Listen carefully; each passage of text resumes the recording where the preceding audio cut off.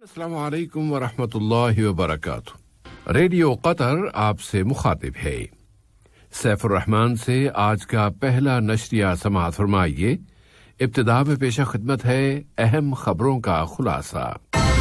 قطر نے ایک مرتبہ پھر کاراباخ ریاست میں فائر بندی کے سمجھوتے کا خیر مقدم کرتے ہوئے کہا ہے کہ یہ سمجھوتا وہاں کی لمبی محاذ آرائی اور کشمکش کو ختم کرانے کے راستے کا ایک بڑا قدم ہے۔ قطر اور امریکہ نے سمندری سرگرمیوں اور بحری جہازوں کے لیے قطری بندرگاہ کے اشارے سے متعلق ایک فوجی سمجھوتے پر دستخط کیے ہیں۔ یہاں کا صحت کا شعبہ کورونا کا مقابلہ کرتے ہوئے کامیابیاں سمیٹ رہا ہے اور اب شفا یاب افراد کی تعداد 1,36,000 سے تجاوز کر گئی ہے۔ اور امریکی وزیر انصاف نے کہا ہے کہ ایسی کوئی بڑی دھاندلی نہیں ہوئی جو انتخابات کے نتائج کو بدل کر رکھ دے۔ ٹرمپ کیمپین نے شکوک و شبہات کا اظہار کیا ہے اور جو بائیڈن نے ایک غیر روایتی اقتصادی ٹیم پیش کر دی ہے۔ یہ تھا اہم خبروں کا خلاصہ اور اب پیش خدمت ہے ریڈیو قطر سے آج کا پہلا مفصل نشریہ۔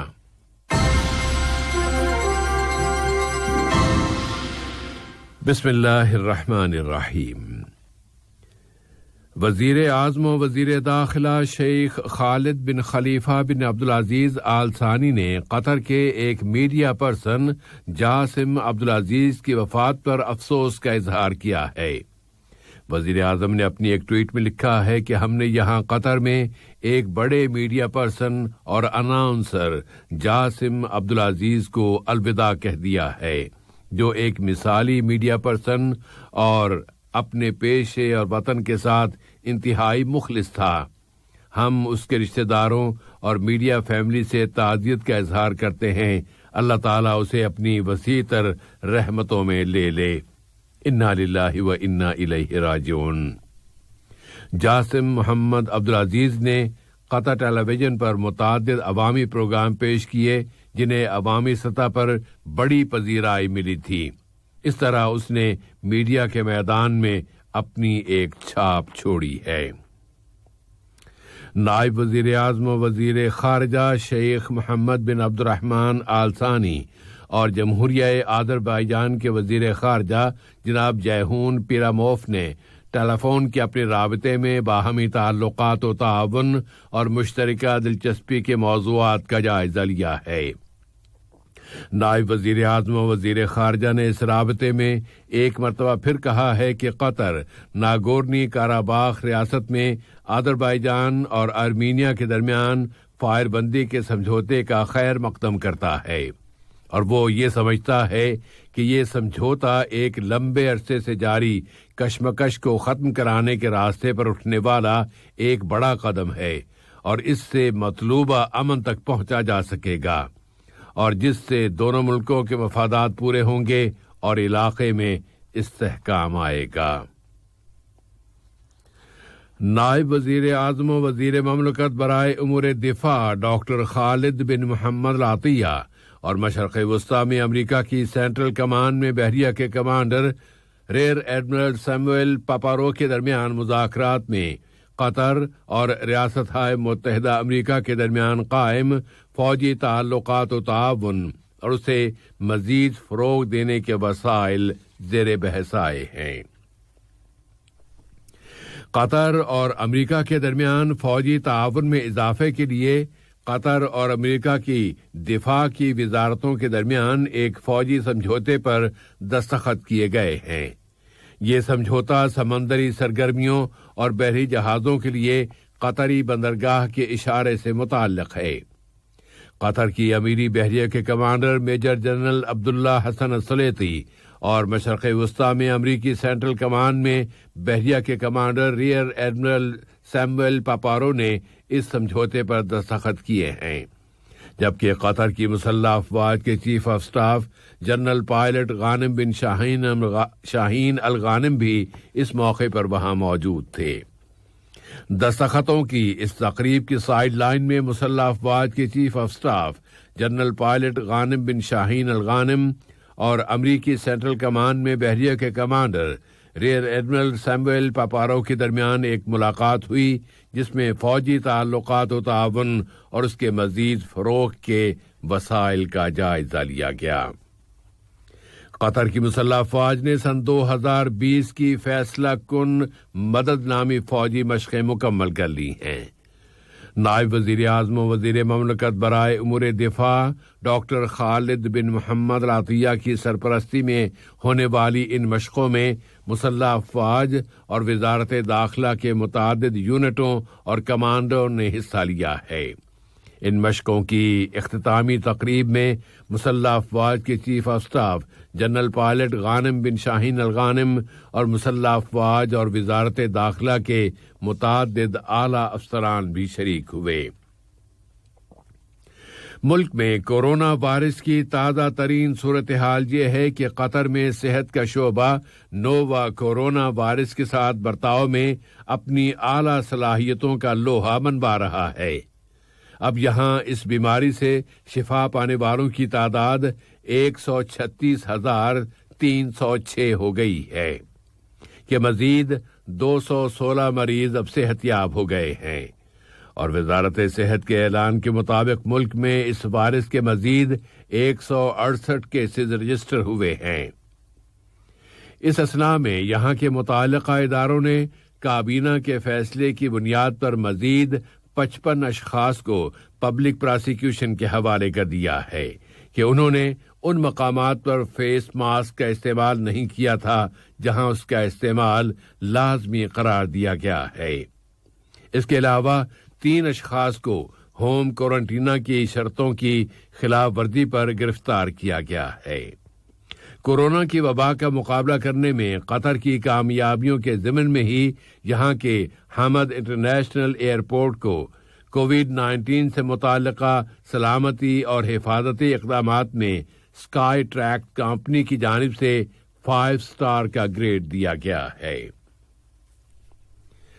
امریکہ کے حالات کی طرف آئیں تو وہاں کے وزیر انصاف ولیم بار نے کہا ہے کہ ان کی وزارت انصاف کو ملک میں وسیع پیمانے پر کسی ایسی دھاندلی کا کوئی سراغ نہیں ملا جس سے امریکی انتخابات کے نتائج تبدیل ہو گئے ہوں۔ ڈیموکریٹک پارٹی کے امیدوار جو بائیڈن ان انتخابات میں کامیاب قرار پائے ہیں، جبکہ ریپبلکن پارٹی کے صدر ڈونلڈ ٹرمپ کے بیانات اس نتیجے کے خلاف ہیں۔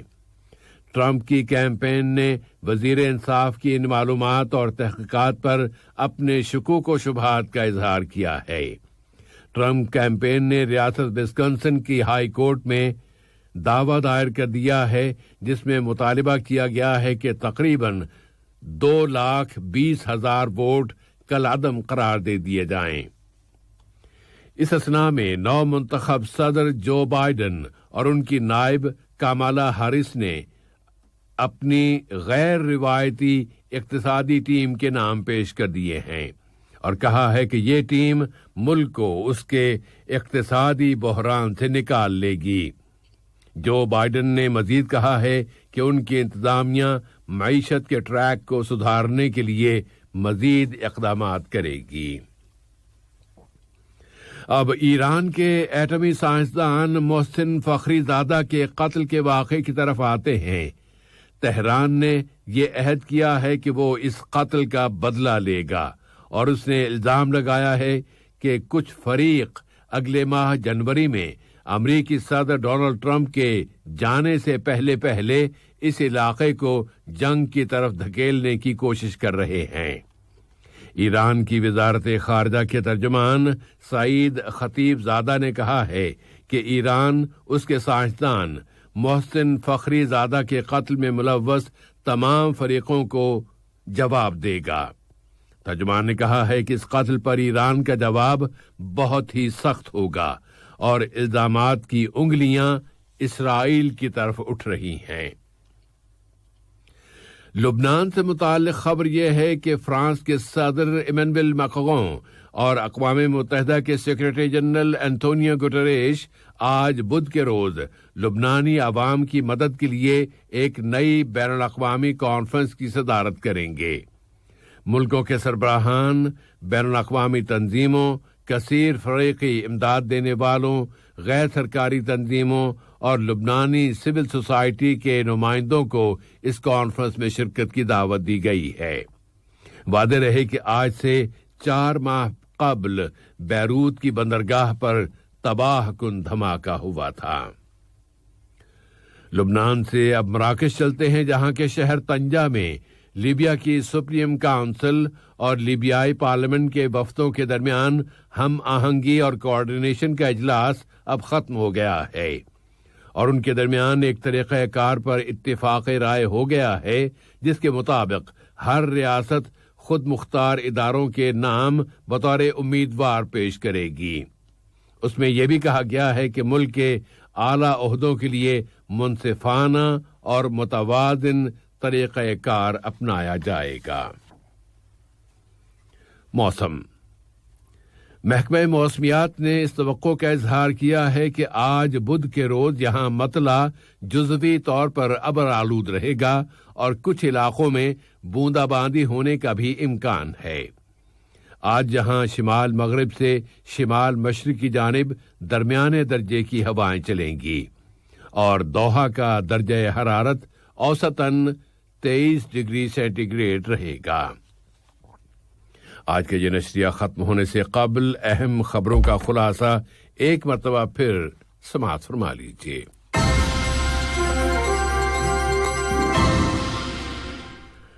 قطر نے ایک مرتبہ پھر کاراباخ ریاست میں فائر بندی کے سمجھوتے کا خیر مقدم کرتے ہوئے کہا ہے کہ یہ سمجھوتا وہاں کی لمبی محاذ آرائی اور کشمکش کو ختم کرانے کے راستے کا ایک بڑا قدم ہے۔ قطر اور امریکہ نے سمندری سرگرمیوں اور بحری جہازوں کے لیے قطری بندرگاہ کے اشارے سے متعلق ایک فوجی سمجھوتے پر دستخط کیے ہیں۔ یہاں کا صحت کا شعبہ کورونا کا مقابلہ کرتے ہوئے کامیابیاں سمیٹ رہا ہے اور اب یہاں شفا یاب افراد کی تعداد 1,36,000 سے تجاوز کر گئی ہے۔ اور امریکہ کے وزیر انصاف نے کہا ہے کہ ایسی کوئی بڑی دھاندلی نہیں ہوئی ہے جو انتخابات کے نتائج کو تبدیل کر کے رکھ دے۔ ٹرمپ کیمپین نے شکوک و شبہات کا اظہار کیا ہے اور جو بائیڈن نے ایک غیر روایتی اقتصادی ٹیم کے نام پیش کر دیے ہیں۔ ریڈیو قطر سے آج کا پہلا نشریہ اپنے اختتام کو پہنچا۔ اگلا نشریہ رات 7:30 بجے پیش کیا جائے گا انشاءاللہ تعالی۔